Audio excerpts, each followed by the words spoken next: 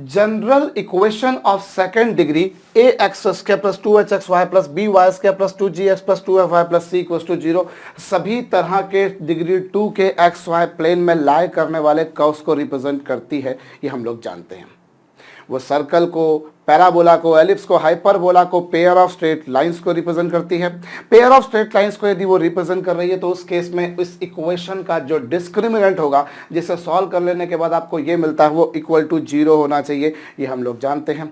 अब फर्ज कीजिए बच्चों, ये अगर दो लाइंस को रिप्रेजेंट कर रही है, यानी कि पेयर ऑफ लाइंस को रिप्रेजेंट कर रही है, तो हमें उन दोनों लाइंस का इंटरसेक्शन पॉइंट फाइंड आउट करना है और साथ ही में बच्चों उन दोनों ही लाइंस के बीच में एंगल को भी फाइंड आउट करना है। हम मान लेते हैं साहब कि इसकी जो दोनों कंपोनेंट लाइंस हैं वो हैं l x plus M Y plus n equals to 0 और l dash x plus M dash Y plus N dash is equals to 0। अब ये दोनों इसकी कंपोनेंट लाइंस हैं, सो इन दोनों को मल्टीप्लाई करने पर आपको ये मिलेगा। और यदि इन दोनों लाइंस का आपको इंटरसेक्शन पॉइंट निकालना है, ऑब्वियसली भैया यहाँ पर एक लाइन है l x plus M Y plus n equals to 0 और दूसरी है बच्चों l dash x plus M dash Y plus N dash is equals to 0। Now we people are here to find out the point of intersection of these two lines, and to determine point of intersection of any two curves we just need to solve their equations simultaneously। हमें उन दोनों ही समीकरणों को बच्चों एक साथ में हल करना होगा। we will have to solve their equations simultaneously। और वो कैसे करेंगे बच्चों, x अपॉन आप इन दोनों का मल्टीप्लाई करेंगे, वो हो जाएगा m n dash minus m dash n और फिर बच्चों माइनस वाई ओवर यहाँ पर l n dash minus l dash n और is equals to 1 upon. There are various methods of solving any two equations. Most probably जो हमारे पास में जो है साहब लीनियर इक्वेशंस होती हैं, उन्हें सॉल्व करने के लिए तो cross multiplication, elimination, graphical various method we do have. So x upon में ये दोनों माइनस ये दोनों, फिर वाई के अपॉन में बच्चों ये दोनों माइनस ये दोनों। बड़ी सिंपल सी बात है बच्चों, एक बार इन दोनों को इक्वल कर देंगे, you will get x. What you get m n dash minus m dash n over l m dash minus l dash m, ये आपके पास आएगा। और ठीक इसी तरह से y के बारे में बात की जाएगी तो वो होगा l n dash minus l dash n over l m dash minus l dash m, ये आपके पास आ गया। Now we have to find out of course this numerator, this denominator, this numerator and this denominator and how to proceed. बच्चों हमारे पास में एक बहुत सिंपल सी आइडेंटिटी है कि a माइनस बी का होल स्क्वायर होता है a प्लस बी का whole square minus 4 times of A b. Yes होता है। सो उस बेसिस पर बच्चों m n dash minus m dash n का स्क्वायर होगा m n dash plus M dash n का square minus 4 times of m n dash into m dash n, यही कुछ होगा आपके पास में। बच्चों a माइनस बी का होल स्क्वायर क्या होता है, a प्लस बी का whole square minus 4 times of A b, वही यूज किया मैंने। और यहाँ पर बच्चों ये आप देखें तो m n dash plus M dash n का होल स्क्वायर है, इसे मैं लिख सकता हूँ 4 times of m m dash into n N dash. मैंने कुछ नहीं किया बच्चों, आई जस्ट रीअरेंज, मैंने सिर्फ इनको रीअरेंज किया है। रीअरेंज कैसे किया है, एम एम डैश को साथ में लिख दिया और एन एन डैश को साथ में लिख दिया, ये आपके पास में आ चुका बच्चों। और इसी तरह से अब आप किसकी वैल्यू निकालेंगे, अब आप निकालेंगे साहब l m dash minus l dash m का स्क्वायर।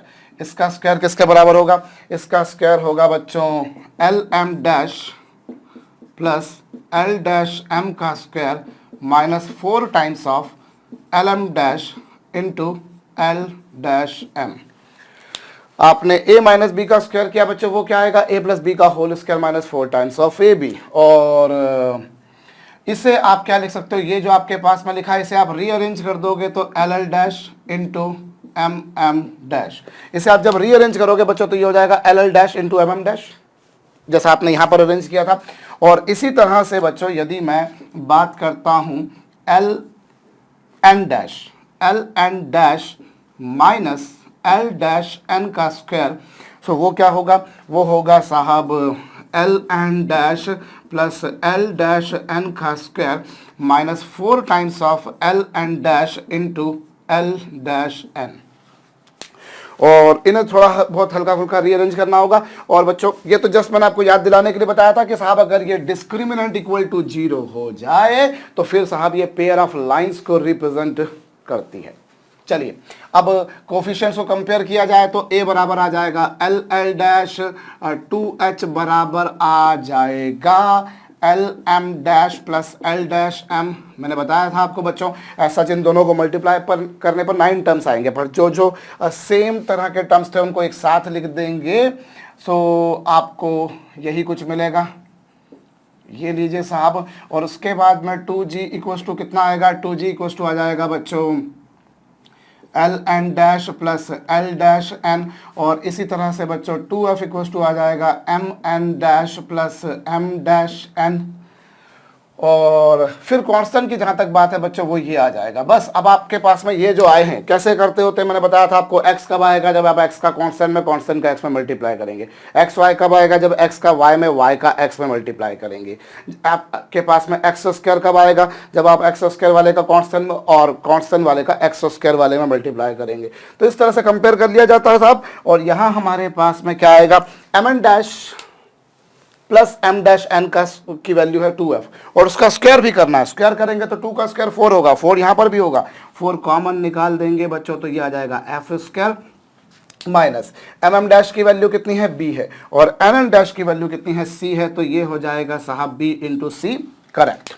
ठीक इसी तरह से आपके पास में ये वाला जो एक्सप्रेशन है बच्चों इसकी वैल्यू अगर आप निकालेंगे तो मैं एक काम करता हूँ डायग्राम को थोड़ी देर के लिए मिटा देता हूँ, उसी के आगे लिख देता हूँ, टाइम बचेगा भैया। तो यहाँ आप जो है l m dash plus l dash m की वैल्यू यदि आप रखेंगे तो आपको क्या मिलेगी, एल एम डैश, तो ये यहाँ पर 2h है, 2h का स्क्वायर कर देंगे 4 आ जाएगा, और h square minus minus minus l l dash की वैल्यू a है और एम एम डैश की वैल्यू b है, सो दैट इट बिकम्स बच्चों nothing but 4 times of h square minus ab। And likewise बच्चों l n dash plus l dash n की value होगी 2g, उसका स्क्वायर करेंगे 4 भी आएगा, 4 कॉमन निकाल लेने के बाद अभी आपको मिलेगा साहब 2g यानी कि g square minus l l dash की वैल्यू कितनी है साहब a, और एन एन डैश की वैल्यू कितनी है साहब c। So you people get something like this. So आपके पास में बच्चों इन सभी की वैल्यूज आ चुकी हैं। यस इसकी वैल्यू आ गई और भी फर्दर बाकी दोनों वैल्यूज आ गई। अब आप क्या करोगे बच्चों, what you will do, hey yes now these values have to be put over here। अब आप ये वैल्यूज यहाँ रख देंगे बच्चों, और ये ध्यान दीजिए कि ये आपको बिना स्क्वायर के हैं, आपने जो भी वैल्यूज निकाली है वो सब स्क्वायर वाली निकाली हैं, तो आपको स्क्वायर रूट लेना पड़ेगा। 4 का रूट 2 होगा, 4 का रूट 2 होगा, 4 का रूट 2 होगा, न्यूमरेटर डिनोमिनेटर में 2 कैंसिल हो जाया करेंगे, और इस तरीके से x की वैल्यू जो आएगी वो आएगी कितनी, ये वैल्यू आई थी आपके पास में ये, सो दैट ये आएगा बच्चों f square minus B c over h square minus A b. So this is the value of this. And what about y, y की वैल्यू यदि आप निकालने जाएंगे तो वो आपको मिलेगी जी स्क्वायर माइनस ए c over h square minus ए b. अभी कई लोगों का जहन में आ सकता है सर यहाँ पर आगे माइनस था, आपने वो माइनस नहीं लगाया है। तो माइनस इसलिए नहीं लगाया बच्चों क्योंकि मैं l n dash minus l dash n करूं, या माइनस का इधर मल्टीप्लाई कर दूं और माइनस का मल्टीप्लाई कर देने पर इसको प्लस इसको माइनस कर दूं तो भी बात वही बनेगी। भाई आप अगर इसका भी a माइनस बी का स्क्वायर करेंगे तो a प्लस बी का square minus 4 times of A b ही तो होता है, फिर वो a माइनस बी का स्क्वायर हो या b माइनस ए का स्क्वायर हो, बात तो एक ही बनेगी भैया। मैं a माइनस बी का स्क्वायर करूंगा तो a प्लस बी का whole square minus 4 times of A b होगा, और b माइनस ए का होल स्क्वायर करूंगा तो भी वो b प्लस ए का whole square minus 4 times of b होगा। कुल मिलाकर बात यही की यही आएगी। So this is nothing but coordinates of point of intersection of given two lines. अगर ये एक पेयर ऑफ लाइंस को रिप्रेजेंट कर रही है तो उसके पॉइंट्स ऑफ इंटरसेक्शन ये होंगे बच्चों। अब ऐसा आपके पास में ये आ चुके हैं f square minus B C upon h square minus ए बी और जी स्क्वायर माइनस ए सी अपॉन एच स्क्वायर माइनस ए बी दोनों रूट के अंदर है। आप इसे थोड़ा सा सिंप्लीफाई कर सकते हैं बच्चों। ये आपके पास में जो था f square minus B C upon h square minus ए बी था, आप इसमें एक काम करें बच्चों, एच स्क्वायर माइनस ए बी का और एच स्क्वायर माइनस ए बी का ऊपर और नीचे मल्टीप्लाई कर दीजिए। कर दिया। अब आप इसको और थोड़ा सा सिंप्लीफाई कर लीजिए। तो सिंप्लीफाई जब करेंगे तो डिनोमिनेटर में तो 2 बार एक ही बात आ रही है, इसलिए वो रूट के बाहर चली जाएगी। और रही बात बच्चों न्यूमरेटर की, तो आपको और कुछ नहीं करना है, इन्हें मल्टीप्लाई करना है। इन्हें आप मल्टीप्लाई करेंगे तो एफ स्क्वायर एच स्क्वायर आएगा, फिर एफ स्क्वायर का ए बी में मल्टीप्लाई करेंगे तो a b into f square आएगा, फिर बी सी का इसमें मल्टीप्लाई करेंगे तो minus B c into h square आएगा। यस, और फिर माइनस माइनस प्लस बच्चों ए बी स्क्वायर सी आएगा। और डिनोमिनेटर में चूंकि एच स्क्वायर माइनस ए बी 2 बार था तो वो हट जाएगा। और यही कुछ पिक्चर मेरे सामने आएगी भैया। मेरे सामने यह आया कि f square into h square हो गया, f square into a b हो गया, b c into h square हो गया, और माइनस माइनस प्लस होकर ये हो गया, और डिनोमिनेटर में रूट हट जाएगा। अभी क्या होगा साहब, ये क्या होगा।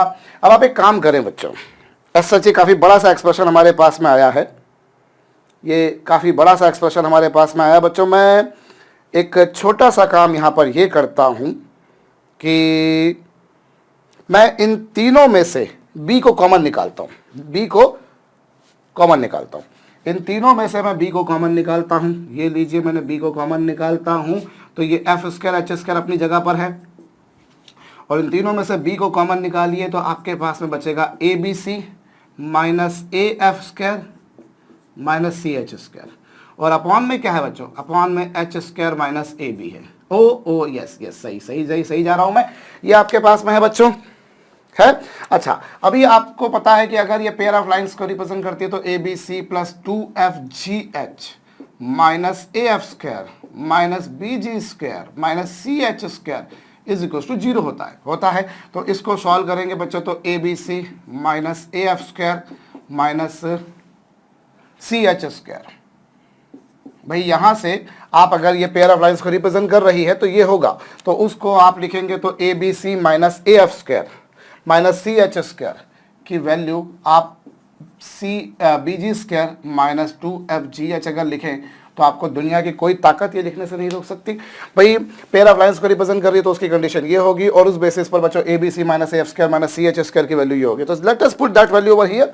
सो व्हाट आई गेट यहाँ पर एफ स्क्वायर एच स्क्वायर है, बिल्कुल है, प्लस बी टाइम्स ऑफ आप a B c minus a f square minus C H square की जगह लिख सकते हो क्या, बी जी स्क्वायर माइनस 2FGH, ये आपके पास आएगा। और अपॉन में क्या आएगा, अपॉन में आएगा भैया h square minus A b as it is. So ये अभी हमें इसको और सिंप्लीफाई करना है, और सिंप्लीफाई करने के लिए जो है बच्चों मैं वहां लिखे देता हूँ, जगह जहां जहां खाली दिखे यूज करते जाओ। सो ये आपके पास में जो है ये क्या आएगा बच्चों, ये है एफ एच का होल स्क्वायर, और इस बी जी का अंदर मल्टीप्लाई कर देंगे तो ये हो जाएगा बच्चों बी जी का whole square minus 2 times of बच्चों हो जाएगा h f minus 2 times of h f into b g, और अपॉन में क्या बच्चों h square minus A b. What I have done, f square h square को मैं एफ एच का होल स्क्वायर लिख सकता हूं, अब बी स्क्वायर जी स्क्वायर को मैं बी जी का होल स्क्वायर लिख सकता हूं, और फिर माइनस में क्या बच्चों 2 times of f h into b g लिखा जा सकता है। और इससे बच्चों नेक्स्ट स्टेप में क्या लिखा जा सकता है, इसे लिखा जा सकता है b g minus h f का whole square upon h square minus ए बी। क्यों भाई, यहां a square plus B square minus twice of A b हो जाएगा ए माइनस बी का होल स्क्वायर अपॉन, तो बाकी तो जो अपॉन में था वो तो वैसा का वैसे ही, और इसका स्क्वायर रूट ले लेंगे बच्चों तो रूट हट जाएगा, और ये आ जाएगा b g minus h f upon h square minus ए बी, ये आ जाएगा बच्चों। सो ये आपके पास में क्या आ गया, इनका पॉइंट ऑफ इंटरसेक्शन का x coordinate, S H x coordinate का एक फार्मूला हमारे पास में ये था। दूसरा हमारे पास में क्या आ गया बच्चों, b g minus h f upon h square minus ए बी। कुछ ये हो जाएगा। सो पॉइंट ऑफ इंटरसेक्शन ये भी है, पॉइंट ऑफ इंटरसेक्शन का एक्स कोऑर्डिनेट वो भी है। और जैसे हमने एक्स को सॉल्व किया वैसे ही हम लोग वाई को भी सिंप्लीफाई कर सकते हैं। तो ये जो भी कुछ लिखा है बच्चों इसे नोट डाउन कर लीजिए। आप लोग एक्चुअली दोनों पेयर ऑफ लाइंस का पॉइंट ऑफ इंटरसेक्शन निकालने में इंटरेस्टेड थे। What I have done for x, you people are advise to go ahead for y. Video को रोक करके आप लोग खुद से वाई को निकाल लीजिएगा बच्चों। चलिए मैं इसे मिटा दूंगा। अब हमने एक्स कोऑर्डिनेट और वाई कोऑर्डिनेट इंटरसेक्शन पॉइंट के जो थे बच्चों वो फाइंड आउट कर लिए। अब मैं यहाँ पर जो है थोड़ा सा आगे बढ़ूँ और यहाँ पर बच्चों मैं इसे एक और तरीके से फाइंड आउट कर सकता हूँ। मतलब इसे याद करने का और भी तरीका है हमारे पास में। क्या तरीका बताता हूँ आपको। पहले तो मैं काम करता हूँ बच्चों, ये जो पॉइंट्स आए थे वो पॉइंट्स के कोऑर्डिनेट्स जो आए थे वो क्या आए थे बच्चों, f square minus B C upon h square minus ए बी, ये आया था। जिससे आपने b g minus h f upon h square minus ए बी लिखा बच्चों। और जो y कोऑर्डिनेट था वो क्या था, under the root of ji square minus A C upon h square minus A b. और इसे आप सिंप्लीफाई करेंगे जैसा पिछली बार किया तो आपको कुछ मिल ही जाएगा बच्चों, वो अभी मैं नहीं लिख रहा हूँ।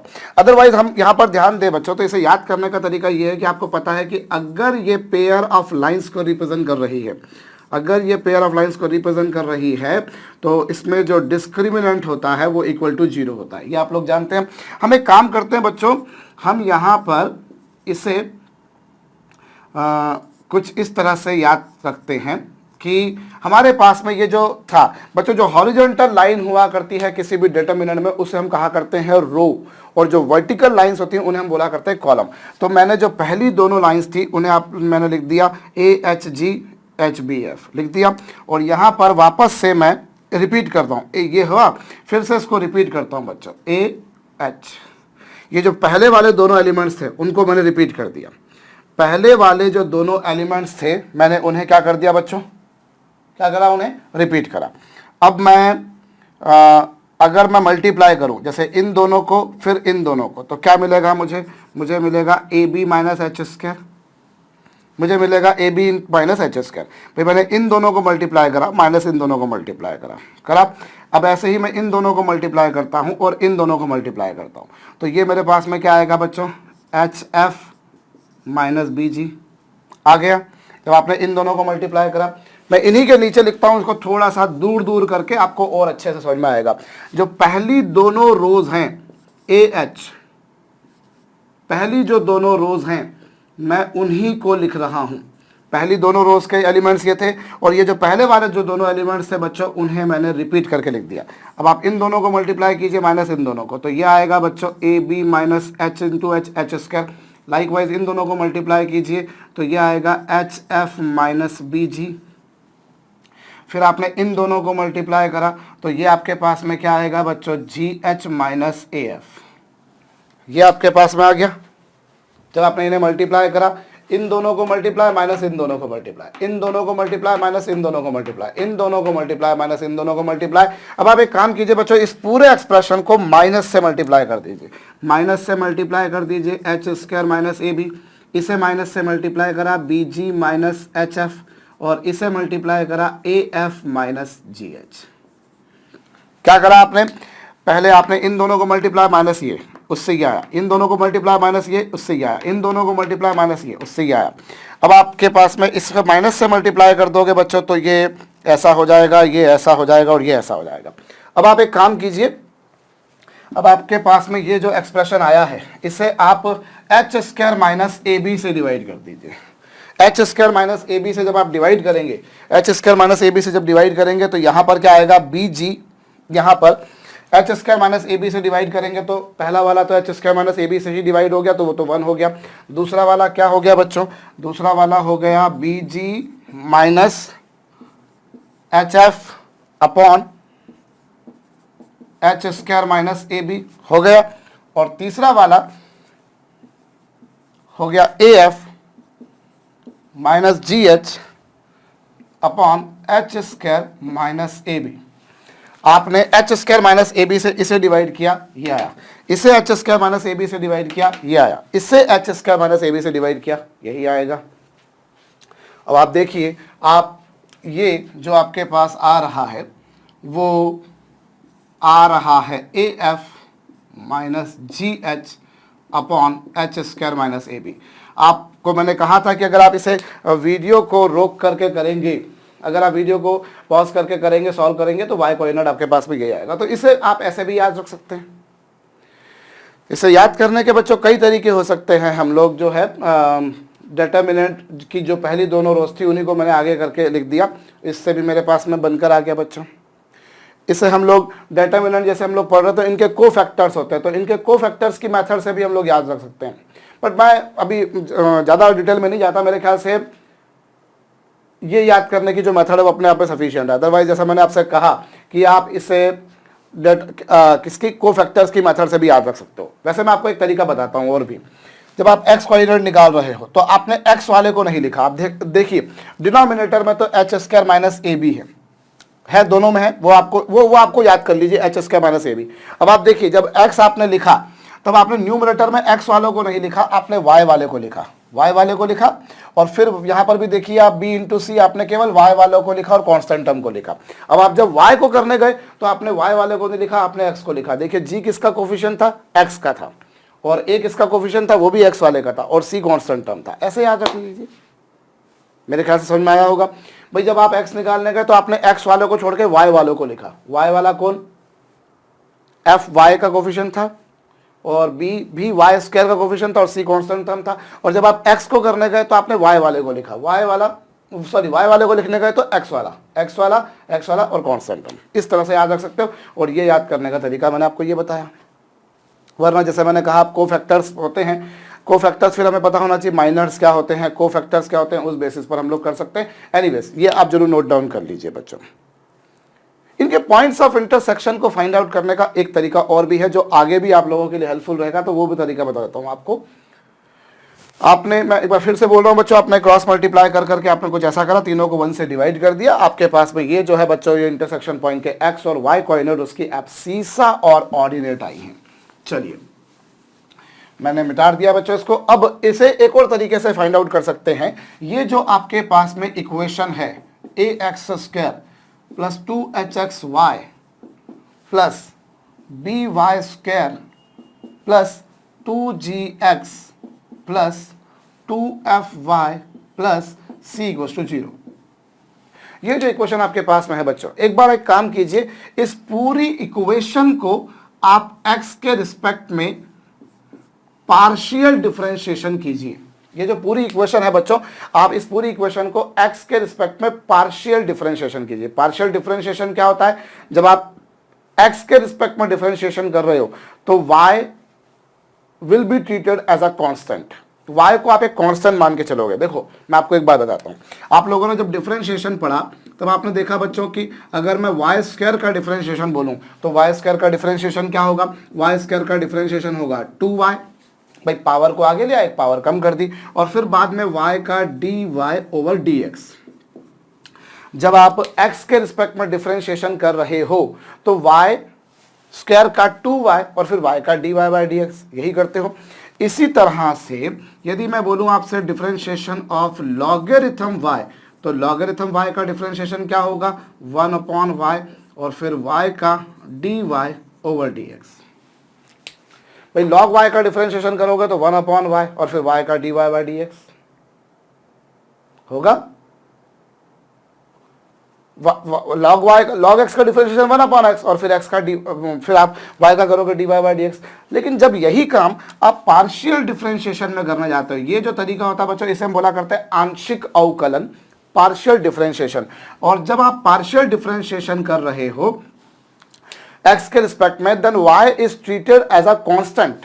एज सच y का डिफरेंशिएशन किया तो वो 2y, फिर पहले y स्क्वायर का करा वो 2y, फिर y का dy बाय dx, यही किया आपने। ऐसे log y का करा तो पहले 1/y फिर y का dy बाय dx। लेकिन यही काम आप जब पार्शियली करना चाहते हो तो y स्क्वायर का डिफरेंशिएशन बच्चों 0 होगा।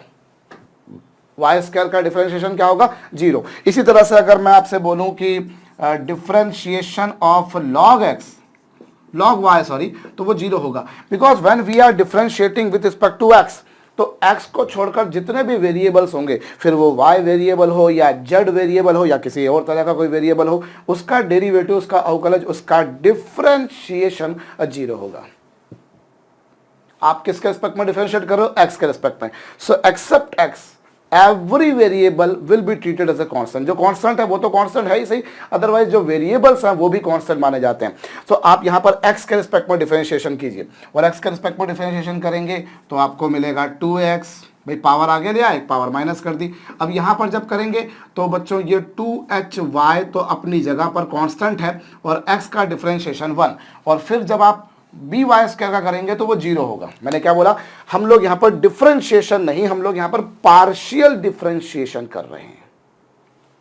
हम लोग यहां पर पार्शियल डिफरेंशिएशन कर रहे हैं। तो ए एक्स स्क्वायर का 2x, और फिर जब आप डेरिवेटिव निकाल रहे हो तो कांस्टेंट को बाहर निकाल दिया 2hy, और x का x के रिस्पेक्ट में 1 हो गया, फिर बी वाई स्क्वायर का 0 हो गया, और फिर 2gx का बच्चों 2g हो गया, और फिर बच्चों y बीइंग अ कांस्टेंट 0 होगा, और c तो कांस्टेंट है ही सही, उसका भी 0 होगा। अभी 2 पूरा कॉमन निकाल के कैंसिल कर दीजिए, ax plus hy plus g is equal to 0।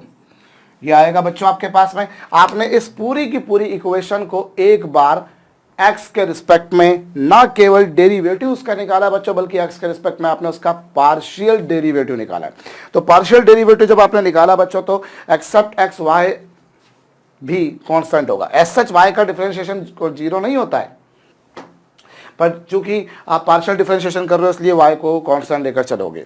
अब इसी तरह से बच्चों एक इक्वेशन आपके पास में ये बनेगी, और दूसरी इक्वेशन है बच्चों कि आप इसी ये जो आपके पास में जो स्टैंडर्ड इक्वेशन या जनरल इक्वेशन जो होती है सेकंड डिग्री की, जिसमें सभी तरह के टर्म्स होते हैं, उन सभी तरह के टर्म्स आप पूरी इक्वेशन जो आपको गिवन थी बच्चों, उस पूरी इक्वेशन को आप एक बार y के रिस्पेक्ट में पार्शियल डिफरेंशिएशन कीजिए। Earlier you differentiated that equation with respect to x, now you people go for differentiating this equation with respect to y।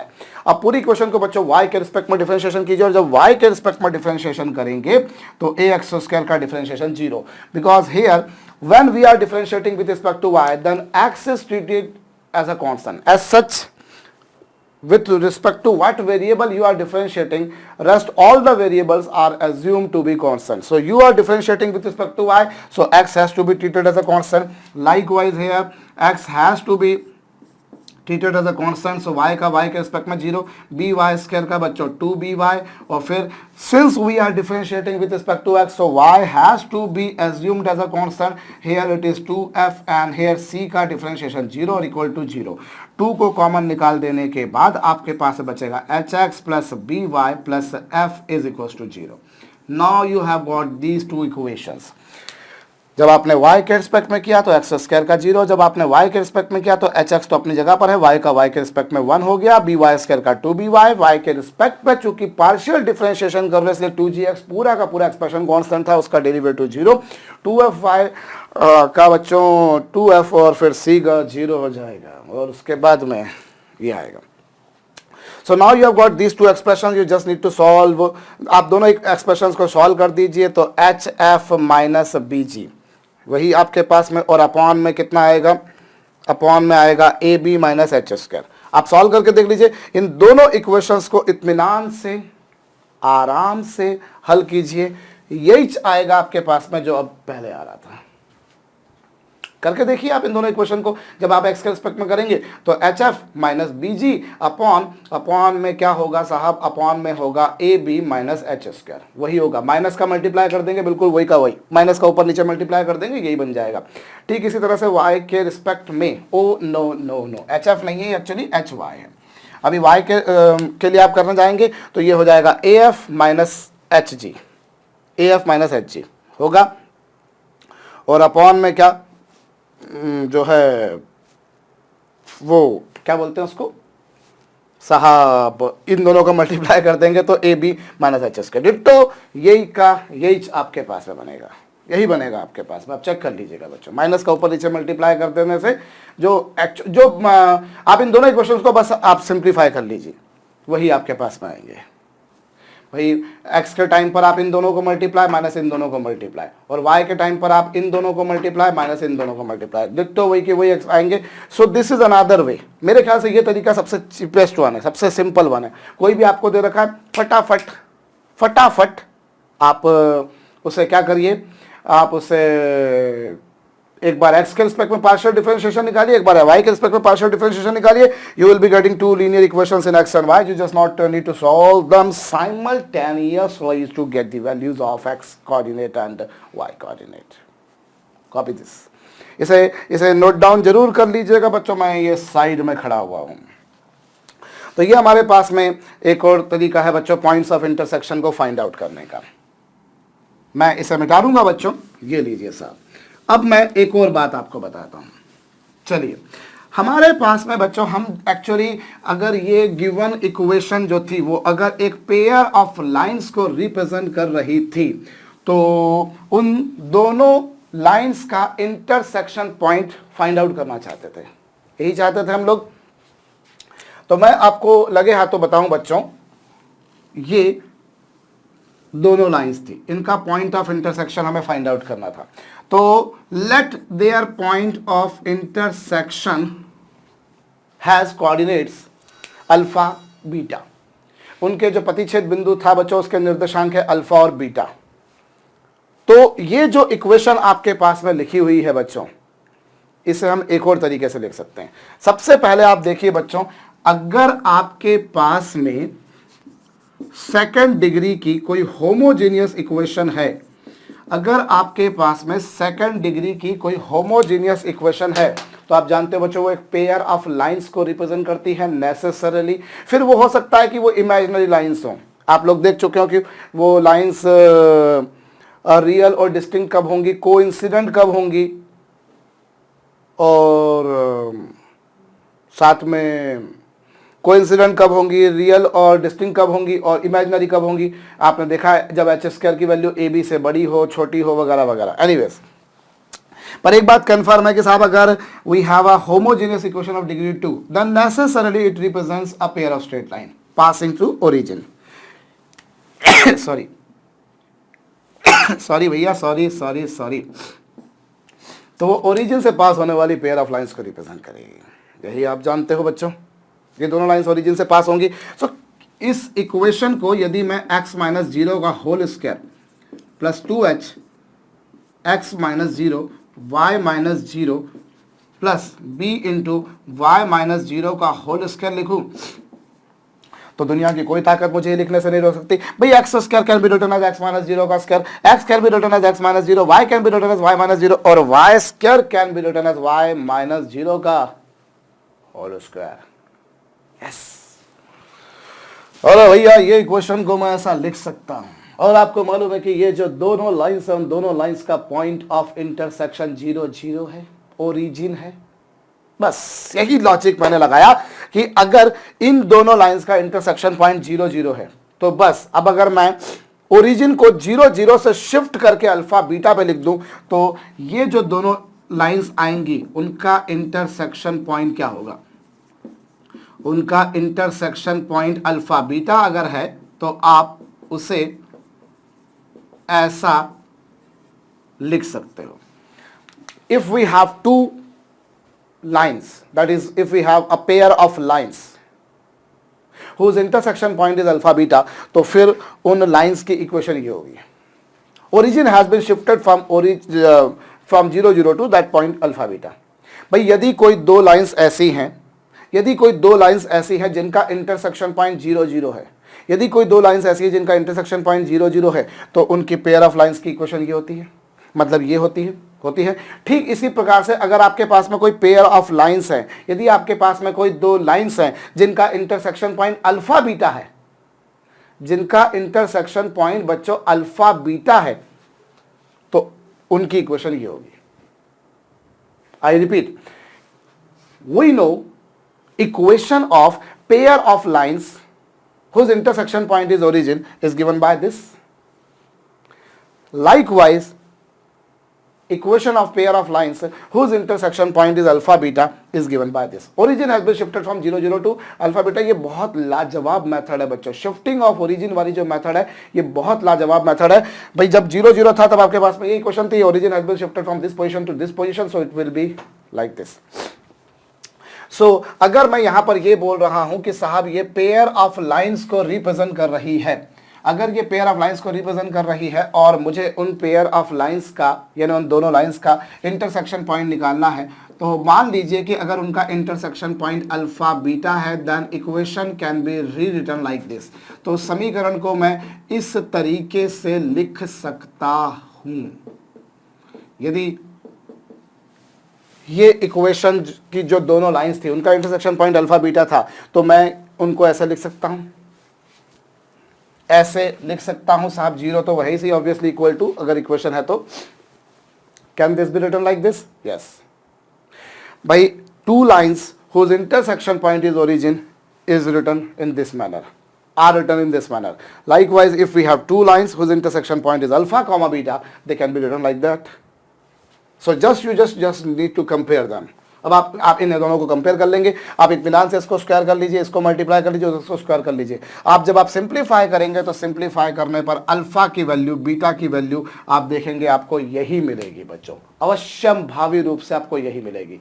आप जब भाई इसका स्क्वायर खोल लीजिए, इसको मल्टीप्लाई कर लीजिए और अल्फा बीटा को कंपेयर कर लीजिए, अल्फा बीटा की वैल्यू आपके पास में ये आ जाएगी, 100% कन्फर्म है। तो ये एक तरीका और है बच्चों, और ये तरीका मुझे बहुत पसंद है। अब आपके पास में एक्चुअली ऑफकोर्स कंपेयर करने में आपको काफ़ी ताकत लगानी पड़ेगी, अपना काफ़ी सारा समय खपाना पड़ेगा, मैं मानता हूं, लेकिन ये जो शिफ्टिंग ऑफ ओरिजिन वाली मेथड है बच्चों, ये बहुत फैंटास्टिक मेथड है। बहुत जगह पर आप देखेंगे कि बड़ी बड़ी प्रॉब्लम्स को हम लोग काफ़ी छोटा कर देते हैं, और कोऑर्डिनेट ज्योमेट्री की प्रॉब्लम्स के साथ में जनरली दिक्कत जो होती है वो सिर्फ एक ही होती है कि they are time consuming. Problem बन जाती है, प्रॉब्लम क्रैक हो जाती है, डायग्राम आप बना लीजिए, पिक्चर आपके समझ में आ रही है क्या हो रहा है क्या नहीं हो रहा है, जो भी आपको डाटा गिवन है, तो आपने अगर वो डायग्राम प्रॉपरली बना लिया तो मैं नहीं समझता हूँ कि प्रॉब्लम को एग्जीक्यूट करने में प्रॉब्लम आएगी। इनफैक्ट आप लोगों की ड्राइंग मुझसे अच्छी है।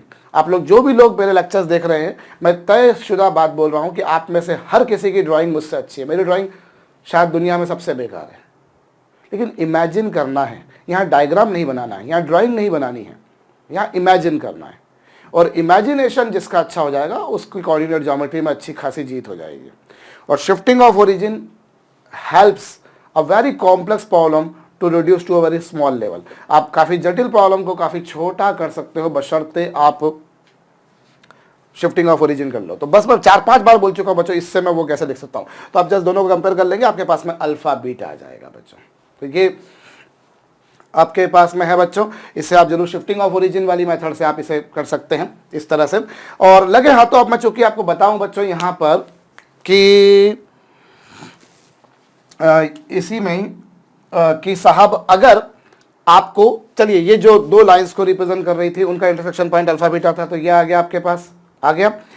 अब उसी बेसिस पर मैं आपको लगे हाथों बताता हूं बच्चों, इन दोनों लाइंस की इक्वेशंस ऑफ एंगल बायसेक्टर। अभी हमें हालांकि इन दोनों लाइंस के बीच में एंगल भी फाइंड आउट करना है, हमें इनकी पर इक्वेशंस ऑफ एंगल बायसेक्टर। अब आप जरा ध्यान दीजिए, इसका एंगल बायसेक्टर क्या होता है? इसका एंगल बायसेक्टर होता है बच्चों x square minus y square upon a minus b is equal to x y over h. आप जानते हो दोनों लाइंस के बीच में एंगल कुछ भी हो, angle bisectors are always mutually perpendicular, तो वो तो आपको पहले से ही पता है। तो इन दोनों इक्वेशंस का एंगल बायसेक्टर ये होता है। अच्छा, अब ये जो एंगल बायसेक्टर्स हैं उनको मैं ऐसा लिखूं तो किसी को कोई समस्या नहीं होगी भाई, एंगल बायसेक्टर ऐसा होगा। और यहां पर अगर देखा जाए तो एंगल बायसेक्टर होगा x minus 0 y minus 0 over h। भाई this expression can be rewritten like this, likewise this expression can be written like this. Now likewise अगर मुझे इन दोनों लाइंस के एंगल बायसेक्टर को फाइंड आउट करना है, of course there are two lines बच्चों, और उनके दो बायसेक्टर्स बनेंगे, उनके बीच में चूंकि दो एंगल्स है तो एक बायसेक्टर ये बनेगा और एक बायसेक्टर ये बनेगा। ये दो बायसेक्टर्स बनेंगे और इनके बायसेक्टर्स आपको निकालने, तो आपको मालूम है कि बायसेक्टर्स जो होंगे वो उनके इंटरसेक्शन पॉइंट से ही पास होंगे। उन दोनों लाइंस के जो बायसेक्टर्स बनेंगे वो उसी इंटरसेक्शन पॉइंट से पास होंगे।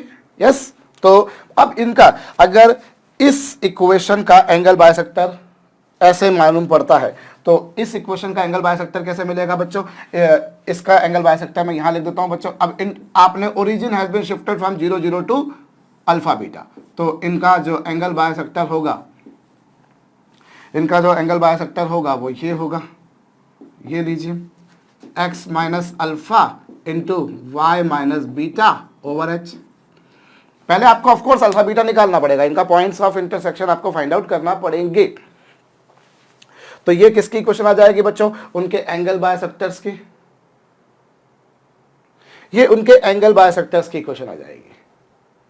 भाई origin has been shifted from, भाई इस इक्वेशन के एंगल बाइसेक्टर्स ये होते हैं तो इस इक्वेशन के एंगल बाइसेक्टर्स होंगे, बशर्ते अल्फा बीटा क्या हो, उनका पॉइंट्स ऑफ उनके पॉइंट ऑफ इंटरसेक्शन के कोऑर्डिनेट्स हो। ये आपके पास में आ चुका बच्चों। तो होप ये बात आपको समझ में आई है। इसी पर हम लोग एक दो छोटे छोटे से सम्स करते हैं। चलिए पहले आप इन्हें नोट डाउन कर लीजिएगा बच्चों। अब मैं एक आपको प्रश्न दे रहा हूं कि determine equation of pair of lines, determine equations of pair of lines whose lines are determine equation of pair of lines whose lines are parallel to lines represented by following equation and which are passing through point -2, 3. Determine equation of pair of lines which are parallel to lines represented by following equations and which are passing through point -2, 3. Video को रोक करके कीजिए। अब देखिए, अब पहले तो मैंने क्या बोला आपसे कि कोऑर्डिनेट ज्योमेट्री में डायग्राम को बनाइए, बहुत अच्छा रहेगा। अब आप यहां पर ध्यान दीजिए, यहां पर आपको ये जो इक्वेशन दिखाई दे रही है, this is a homogeneous equation, this is a homogeneous equation, so both of these two lines will be passing through origin. ये दोनों लाइंस कहाँ से पास हो रही होंगी? ओरिजिन से। मान लीजिए इसकी जो दो लाइंस हैं वो हैं L1 = 0 और L2 = 0। ये दो लाइंस हैं भाई, उनमें से एक लाइन ये रही L1 = 0 और दूसरी लाइन है L2 = 0। अब आपको ऐसी दो लाइंस लेनी है, आपको ऐसी पेयर ऑफ लाइंस लेनी है जिसकी दोनों लाइंस इन दोनों लाइंस के पैरेलल हैं। तो इसके पैरेलल, अब L1 के पैरेलल ये रही, L1 के पैरेलल, प्रोबेबली मैंने पैरेलल ही बनाई है और नहीं भी बने तो आप समझ थोड़ा सा हिसाब लगा लेना। मैंने कहा आपसे, आप लोगों की ड्राइंग माशाल्लाह मुझसे बहुत अच्छी है। तो L1 dash is equal to 0, L1 के पैरेलल हो गई, L1 डैश इक्वल टू 0 हो गई। और L2 डैश के पैरेलल, L2 डैश के पैरेलल ये लीजिए, ये रही L2 के parallel L2 dash equal to 0। आपको इस पेयर ऑफ लाइंस, इस पेयर ऑफ लाइंस के बीच में आपको की इक्वेशन बतानी है। आपको ये इक्वेशन एक पेयर ऑफ लाइंस को रिप्रेजेंट कर रही थी, आपको ऐसी पेयर ऑफ लाइंस बतानी थी जिसकी दोनों लाइंस इन दोनों लाइंस के पैरेलल हैं। तो L1 के पैरेलल L1 डैश, L2 के पैरेलल L2 डैश, और ये गिवन था साहब कि इनका इंटरसेक्शन, ये दोनों लाइंस कहां से पास हो रही है? -2, 3 से, मतलब -2, 3 उनका इंटरसेक्शन पॉइंट हो गया। -2, 3 उनका इंटरसेक्शन पॉइंट हो गया। both the lines are passing through point -2, 3. Of course, if two lines are passing through the same point, or if two lines have a common point, it means that that point is necessarily their point of intersection. So ये picture बनेगी। So अब इसकी equation क्या होगी भाई? Equation ऐसी होगी कि बाकी ये जो है जैसा ये था बिल्कुल वैसा का वैसे ही बनेगा x, लेकिन origin has been shifted from position 0 0 to -2, 3। तो -2 को करोगे तो माइनस माइनस प्लस हो जाएगा। ये लीजिए 6 + 2 और y - 3 minus y - 3 is equal to whole square is equal to 0। ये लीजिए, ये आ गया भाई। जो इसके पैरेलल है वो डिट्टो वैसे के वैसे सब कुछ बनकर आएगा, डिट्टो वैसा का वैसे सब कुछ बनकर आएगा, जैसा यहां पर था वैसा ही यहां पर, वैसा ही यहां पर आएगा बच्चों। और आपके पास में ओरिजिन जहां 0 0 पर था, that origin has been shifted to this position. इस तरह से लगे हां। तो चलिए, अगर मुझसे पूछ लिया जाए कि चलिए आप बताइए साहब इनका क्या एंगल बाइसेक्टर्स, ये जो नई पेयर ऑफ लाइंस आपने बताई हैं, इनके एंगल बाइसेक्टर की क्वेश्चन बताओ। तो not a big deal, x - h का होल स्क्वायर, x - अल्फा का माइनस y - बीटा का whole square upon a - b, और अपॉन a माइनस बी क्या बच्चों, a है 5 और b है -1 is equal to x y, x को लिखोगे x प्लस 2, y को लिखोगे आप y माइनस 3 और y माइनस 3 सॉरी, और अपॉन h, और h कितना, h की वैल्यू है बच्चों 3, क्योंकि 2h xy से कंपेयर कीजिए तो h की वैल्यू 3 है। ये आ गया बच्चों, नोट डाउन कर लीजिए, बड़ा सिंपल तरीका है। शिफ्टिंग ऑफ ओरिजिन मैंने जैसा आपको कहा बच्चों काफ़ी कामगार है, कोऑर्डिनेट ज्योमेट्री तो भी बहुत सारी पढ़ना बाकी है, और ये मेथड मुझे कम से कम बहुत ज़्यादा अच्छी लगती है क्योंकि जल्दी काम होता है। नोट डाउन कर लीजिए बच्चों। एक और प्रॉब्लम हम लोग चलिए कर लेते हैं लगे हाथों। अच्छा, आपको ऐसी दो लाइंस बतानी है बच्चों। Find out pair of equation of lines, find out pair of equation of lines which are passing through point -1, 5, जो -1, 5 से पास हो रही हैं, and which are perpendicular to lines, which are perpendicular to lines represented by following equation, और जो इस equation से represented line के परपेंडिकुलर हो। वीडियो को रोक करके कीजिए। अब मैं आपको याद दिलाऊं बच्चों, सबसे पहली बात तो ये थी कि ax² plus 2hxy plus by² एक पेयर ऑफ लाइंस को रिप्रेजेंट करती है जो दोनों ओरिजिन से पास होती हैं। इसके परपेंडिकुलर वाली पेयर ऑफ लाइन की इक्वेशन क्या होती थी, आपको याद दिलाऊं कि bx² minus 2hxy plus ay² is equal to 0। मैं आपको बता चुका हूं बच्चों कि किसी पेयर ऑफ लाइन के परपेंडिकुलर पेयर ऑफ लाइन की इक्वेशन निकाले तो क्या करते हो, x² और y² के कोफिशिएंट को एक्सचेंज कर देते हो, इसका इसको और इसका इसको मिल जाता है, और साथ में xy वाले को नेगेटिव कर देते हो। बस वही लॉजिक मेरे को लगाना है बच्चों। यहाँ पर दो लाइंस आपको दे रखी थी बच्चों, भाई ये जो इक्वेशन है it is representing two lines, of course L1 equals to 0 and L2 is equals to 0 है। अब आपको ऐसी लाइन लानी है जो L1 के परपेंडिकुलर है, तो L1 के परपेंडिकुलर लाइन ऐसी रही, ये रही L1 dash is equals to 0, और L2 के परपेंडिकुलर लाइन ये रही, इसके परपेंडिकुलर लाइन जो है वो ये रही साहब, ठीक है। अब आप ये तकरीबन मान लीजिए कि इसके परपेंडिकुलर ये, भाई L1 के परपेंडिकुलर ये रही और L2 के परपेंडिकुलर ये रही, ये दो लाइंस हैं। अब आपको ऐसी लाइंस लानी है जो कहां से पास हो रही हैं, -1, 5 से। तो क्या होगी बच्चों इसकी इक्वेशन, इसकी इक्वेशन लाने के लिए आप x और x² और y² के कोफिशिएंट्स को पहले तो एक्सचेंज करोगे बच्चों। ये 3 था तो 3 को आप कर दोगे 2x², लेकिन x क्या होगा इस बार, x -1 का स्क्वायर, माइनस वाला प्लस हो जाएगा, भाई 2h को -h लिखना है, जो यहाँ पर था उसका नेगेटिव, ऑलरेडी नेगेटिव था तो नेगेटिव पॉजिटिव हो जाएगा, और x + 1 और y -5 और प्लस 3y², लेकिन y को आप y -5 का होल स्क्वायर लिखोगे। सो this is representing a pair of lines, this is representing a pair of lines. ये एक पेयर ऑफ लाइंस को रिप्रेजेंट करेगी, और वो जो पेयर ऑफ लाइंस होंगी वो कैसी होंगी बच्चों, जो इसकी परपेंडिकुलर होंगी और जिनका इंटरसेक्शन पॉइंट -1, 5 यानी -1, 5 से वो दोनों लाइन से पास होंगी। नोट डाउन कर लीजिएगा बच्चों, काम की चीज़ है काफ़ी। और फिर यहाँ पर भी वही घिसी पिटी सी बात, अगर मुझे अगर इन दोनों ये जो नई पेयर ऑफ लाइंस निकाली है मैंने उनके एंगल बाइसेक्टर्स बताने हैं, तो क्या होगा बच्चों, x -1 का स्क्वायर, x -α का स्क्वायर प्लस y -β का स्क्वायर, ये लीजिए माइनस आएगा, अपॉन में a - b, और a की वैल्यू इस बार जो है बच्चों वो 2 है, b की वैल्यू 3 है, इज इक्वल टू x, ये रहा y -5 अपॉन h, और h की वैल्यू है साढ़े कोल कितनी भाई 4। सो this is representing nothing but the equations of angle bisectors. ये जो आपके पास में है ये एंगल बाइसेक्टर्स की इक्वेशन आ जाएगी।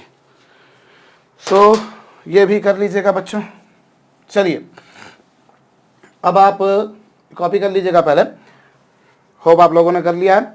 अब आप एक काम करें बच्चों, मैंने पॉइंट ऑफ इंटरसेक्शन के ऊपर तो काफ़ी सारी बातें कर ली बच्चों, बड़ा सिंपल है, कुछ ज़्यादा डिफिकल्ट नहीं है। कंपेयर ये शिफ्टिंग ऑफ ओरिजिन वाली मेथड बच्चों ज़्यादा हेल्पफुल रहेगी।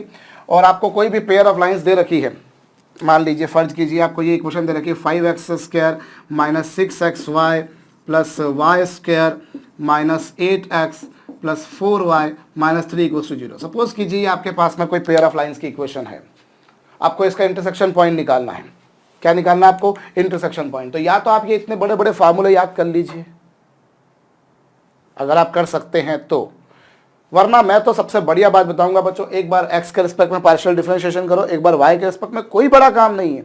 जितनी देर में आप ये फार्मूले b g माइनस एच, फिर b की वैल्यू रखोगे, फिर g की, फिर h की, फिर f की अपॉन में h की, a और b की, फिर यहाँ पर a की, f की, g की, h की, ये सारी वैल्यूज पहले तो लिखोगे ना यार, कहीं ना कहीं कुछ तो दिमाग लगाओगे।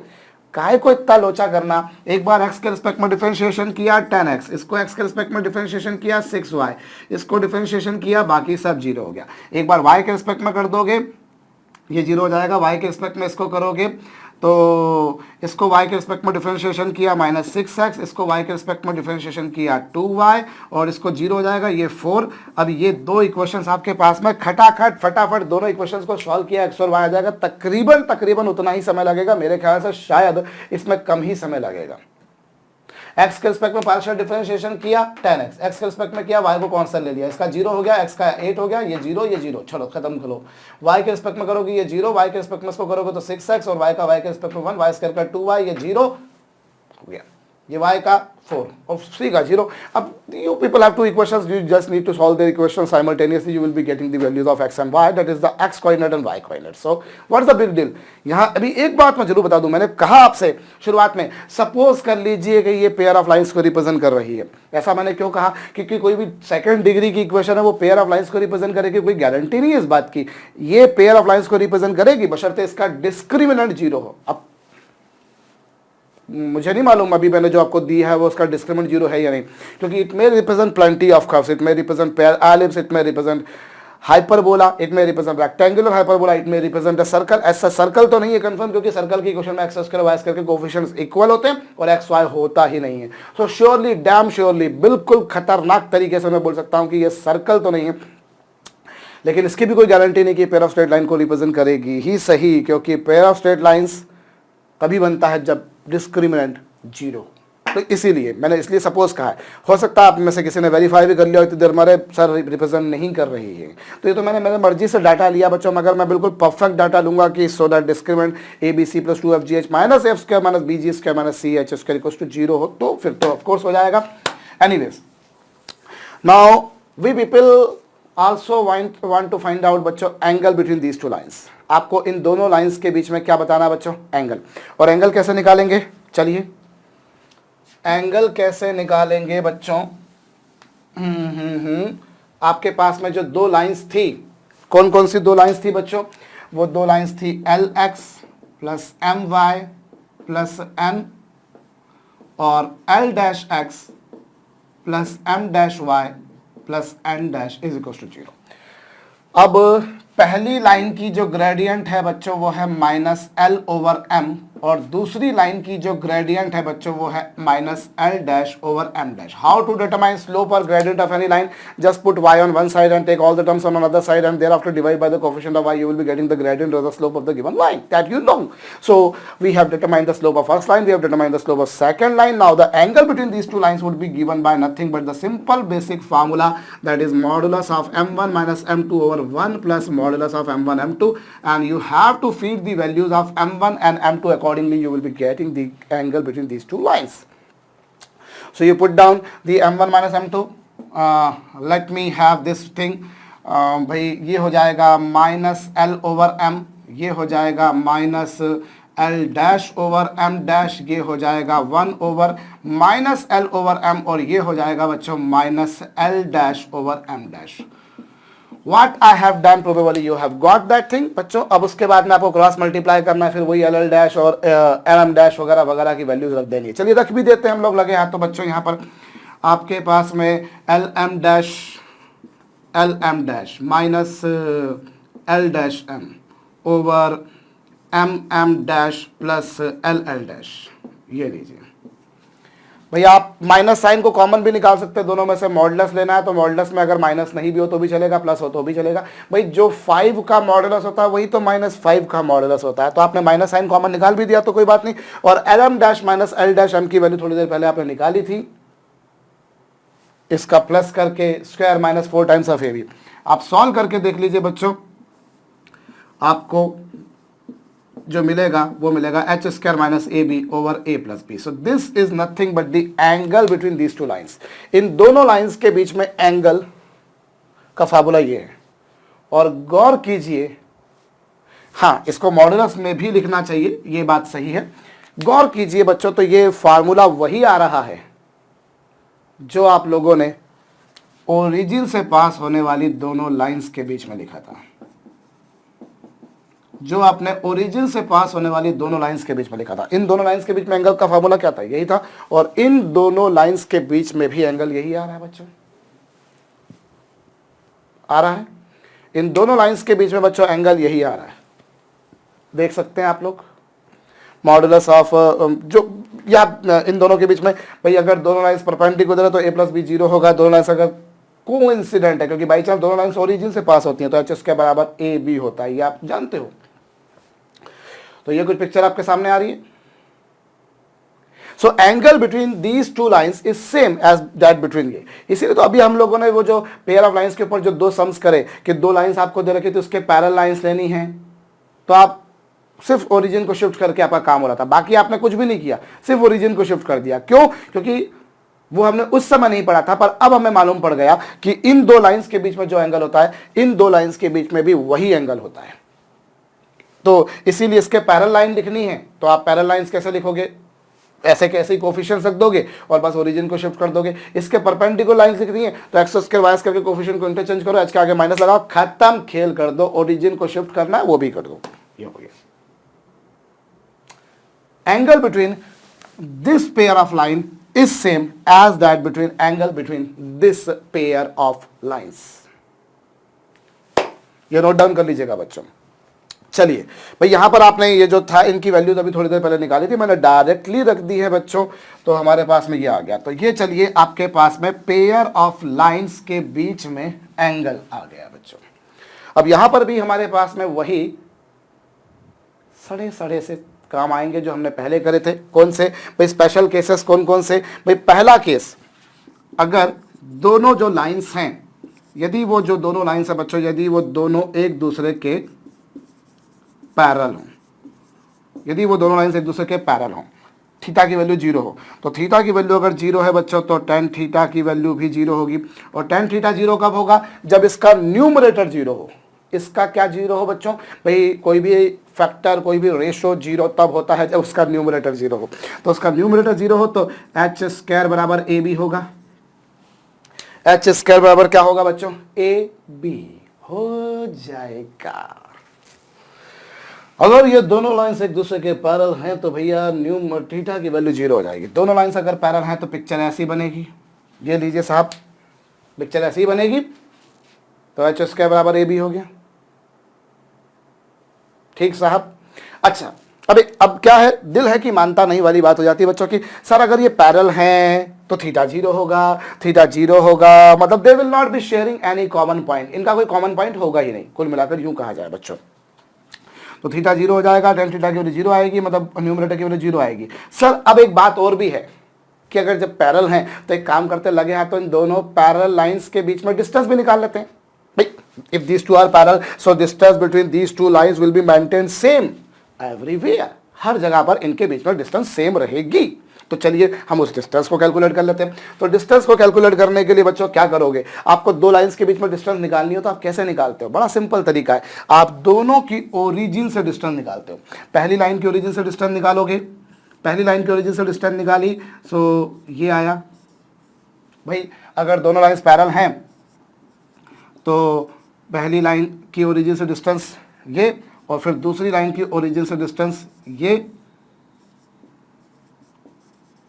आपके पास में ये दोनों लाइंस के बीच की जो डिस्टेंस होगी वो कुछ ऐसी होगी। भाई ओरिजिन से डिस्टेंस निकालते हैं, ओरिजिन दो लाइंस के बीच में डिस्टेंस निकालनी है तो आप किसी भी पॉइंट से दोनों लाइंस के बीच की डिस्टेंस निकाल सकते हैं। दोनों लाइंस की डिस्टेंस निकाल सकते हैं, फिर उनके डिफरेंस निकाल देंगे और उसके बाद में फिर मॉडुलस देना। बाद में क्यों मॉडुलस दिया जाता है ये मैं पहले समझा चुका हूँ, इसलिए मैं डायरेक्टली लिख रहा हूँ। सो ये उन दोनों लाइंस के बीच की डिस्टेंस हो जाएगी बच्चों इस तरह से कुछ, ये उन दोनों लाइंस के बीच की डिस्टेंस आ जाएगी। अब यहाँ पर L M L dash M dash की वैल्यूज आपको फीड करनी है, there after you will be getting the answer. So ये दोनों रेखाओं के बीच की दूरी आ जाएगी बच्चों। चलिए मैं लगे हाथ तो एक काम करता हूं बच्चों, यहां पर मैं इन दोनों लाइन जो इसकी जो फैक्टर्स लाइंस होती हैं, जिसकी कंपोनेंट लाइंस होती हैं, वो दोनों को ये लेके चला करते हैं हम लोग। अगर इन उन दोनों को ये ना लेके चलते हुए अगर मैं मान लूं कि इसकी जो दोनों लाइंस हैं, पहले तो ये नोट डाउन कर लीजिएगा बच्चों, क्योंकि मैं शायद इसमें मिटा दूंगा, मुझे जरूरत पड़ेगी इसकी अब जगह की। चलिए अभी मैं अगर इसकी जो दोनों कंपोनेंट लाइंस हैं, इसकी जो दोनों कंपोनेंट लाइंस हैं उनको मान लेता हूं y is equal to m1x plus c1। तो पहली लाइन ये बन जाएगी और दूसरी लाइन, इसकी जो दोनों कंपोनेंट लाइंस हैं, दोनों जो घटक रेखाएं हैं, वो मैंने मान ली। ये क्या मान ली भाई? पहली लाइन मैंने मान ली y equals to m1x plus c1। मैंने स्लोप इंटरसेप्ट फॉर्म ले ली, सो दैट पहली लाइन मैंने ये ले ली, दूसरी लाइन ये ले ली। अब मैं अगर कंपेयर करूंगा, यदि मैं इन्हें कंपेयर करूंगा y के कोफिशिएंट, x के कोफिशिएंट वगैरह वगैरह, तो जैसा पहले आपके पास में आया था m1 प्लस m2 बराबर क्या आया था, आप कंपेयर कर लेंगे। m1 प्लस m2 की वैल्यू आ जाएगी -2h अपॉन b, और m1 m2 की वैल्यू आएगी आपके पास में a अपॉन b, और फिर m1 c2 plus m2 c1 की वैल्यू, अगर आप m1 c2 plus m2 c1 देखेंगे तो वो आएगा 2g अपॉन b, और c1 प्लस, एक मिनट, c1 इंटू c2, भाई आप कांस्टेंट टर्म अगर देखेंगे तो m1 प्लस m2 की वैल्यू तो ये वही आएगी जैसे पहले आई थी, m1 m2 की वैल्यू भी वही आएगी, और c1 c2 की वैल्यू जो आएगी बच्चों वो क्या आएगी, एक मिनट, y कब आएगा बच्चों, जब इसका मल्टीप्लाई करोगे तो यहां पर आएगा बच्चों -2f अपॉन b। ये आपके पास में m1 c2 plus m2 c1 की वैल्यू आ जाएगी बच्चों, c1 c2 की वैल्यू भी आ जाएगी, और आप एक मिनट, ये c1 c2 नहीं, ये c1 प्लस c2 की वैल्यू आएगी, c1 प्लस c2 की, c1 प्लस c2, क्योंकि आपके पास में y कब आएगा, y आएगा जब y का c2 में और y का c1 में, और माइनस साइन भी आएगा यहाँ पर इसीलिए, तो ये आएगा बच्चों -2f अपॉन b। और बच्चों यदि आप c1 c2 की वैल्यू निकालेंगे तो वो आ जाएगी c अपॉन b। आराम से आप चेक कर लीजिए बच्चों, आपको कुछ नहीं करना, आपने इन दोनों को मल्टीप्लाई करना और कंपेयर करना है। अब कंपेयर करना तो यहाँ पे कंपेयर करने में यहाँ पर ध्यान दीजिएगा, यहाँ वाई स्क्वायर का कोफिशिएंट b है और वहाँ y का कोफिशिएंट 1 है, तो उन दोनों को इक्वल नहीं करेंगे, फिर आप रेशो लेंगे, क्योंकि अभी तो गिवन है, यहाँ पर वाई स्क्वायर का कोफिशिएंट b है और यहाँ y इंटू वाई करोगे तो 1 आ जाएगा, तो वो तो b बराबर 1 को श्योरली तो नहीं कह सकते, तो इसीलिए हम क्या करेंगे, यहाँ पर हम लोग दोनों के रेशो ले लेंगे। एक्स स्क्वायर का कोफिशिएंट यहाँ पर, एक्स स्क्वायर का कोफिशिएंट यहाँ पर, दोनों का रेशो ले लिया। वाई स्क्वायर का कोफिशिएंट यहाँ पर, वाई स्क्वायर का कोफिशिएंट यहाँ पर, दोनों का रेशो ले लिया। एक्स का कोफिशिएंट यहाँ पर आपने जो होमोजेनियस के टाइम पर किया था, बस वही। सो आपके पास में बच्चों यही कुछ आएगा जैसा मैंने लिखा है, कंपेयर कर लीजिएगा। मेरे ख्याल से तो मैंने सही लिखा है सब जगह पर बच्चों। तो ये और ये जो आपके पास में आए हैं एक्सप्रेशंस की वैल्यूज, मेरा मानना ये है कि आप इन्हें याद ही रख लीजिएगा, जरूरत पड़ सकती है इनकी आगे चल के। चलिए, सो दोनों लाइंस के बीच में बच्चों एंगल आपको निकालना है, दोनों लाइंस के बीच में एंगल निकालना है। अगर आपने दोनों लाइंस को LX plus MY plus N equals to 0 माना था तो आपके पास में जो है एंगल का जो वैल्यू आई थी, सॉरी दोनों के बीच की डिस्टेंस जो आई थी वो ये आई थी। अभी आप एलसीएम ले लेंगे बच्चों तो आपके पास में हो जाएगा सॉल्व करने पर। भैया आप n को इधर ले जाएंगे, चलिए मैं यहाँ पर लिख ही देता हूँ। मैं पहले क्रॉस मल्टीप्लाई करूँगा और क्रॉस मल्टीप्लाई कर लेने के बाद में यहाँ पर क्या आएगा, 1 मिनट, यहाँ पर 1 सेकंड, क्या करूँ मैं थोड़ी खिचड़ी पका रहा हूँ बच्चों, कुछ यहाँ पर कुछ वहाँ पर कर रहा हूँ। n का इसमें मल्टीप्लाई कर दोगे और ये हो जाएगा NL डैश का स्क्वायर प्लस NM डैश का स्क्वायर, और यहाँ पर ऐसा ही आएगा और माइनस करेंगे तो वहाँ पर N डैश है, तो N डैश L का square plus N dash m का स्क्वायर, अपॉन में क्या, अपॉन में तो इन दोनों का स्क्वायर है तो ये तो अंदर मल्टीप्लाई हो जाएगा, l square plus m square और एल डैश का स्क्वायर प्लस एम डैश का स्क्वायर। बस ये कि इसमें फिर आपको एक पंगा ये है कि आपके पास में l M L dash M dash वगैरह वगैरह की वैल्यूज होना चाहिए, इन सब की वैल्यूज होना चाहिए, तब जाकर आपके पास में काम हो पाएगा। ये एक आपके पास में तरीका है। दूसरा तरीका जो हमारे पास में भैया वो क्या है, हमारे पास में ये तरीका है कि हम दोनों लाइंस को ये मान लें। अब दोनों लाइंस के बीच की डिस्टेंस जो होगी बच्चों वो क्या होगी, दोनों लाइंस के बीच की, भाई इसकी ओरिजिन से डिस्टेंस निकालूंगा तो वो C1 over under the root of M1 square plus 1 आएगी, और यहाँ माइनस C2 ओवर क्या बच्चों M2 स्क्वायर प्लस 1 आएगी। ये इन दोनों लाइंस के बीच की क्या होगी बच्चों, डिस्टेंस, ये इन दोनों लाइंस के बीच की डिस्टेंस का फार्मूला आएगा। भाई आपने इसकी ओरिजिन से डिस्टेंस निकाली तो ओरिजिन से डिस्टेंस निकालेंगे तो वो क्या होगी, भाई ओरिजिन से डिस्टेंस निकालेंगे तो C1 अपॉन क्या under the root of M1 square plus 1 और C2 upon under the root of M2 square plus 1।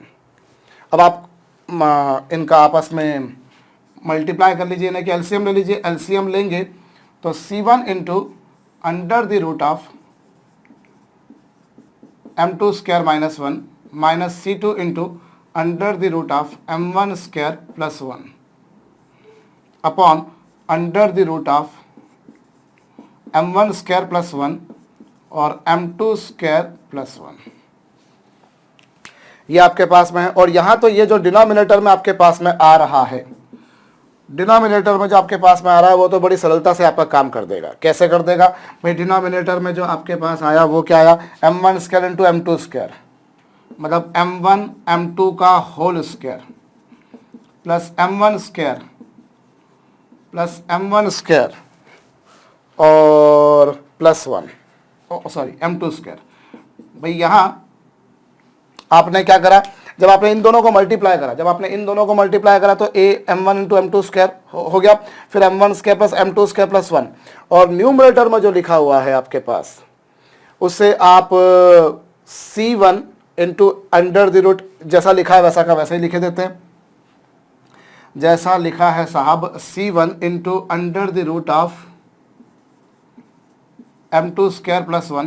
भाई आपको यहाँ पर ये है कि इन सबकी वैल्यूज आपको पता होना जरूरी है, इन सबकी वैल्यूज आपके पास हैं तो आप इनके बीच के डिस्टेंस निकाल सकते हो। अच्छा M1 प्लस M2 के होल स्क्वायर की वैल्यू कैसे निकाल सकते हो, M1 प्लस M2 का ये M1 square plus M2 square को आप क्या लिख सकते हो, M1 प्लस M2 का whole square minus 2 times of M1 M2।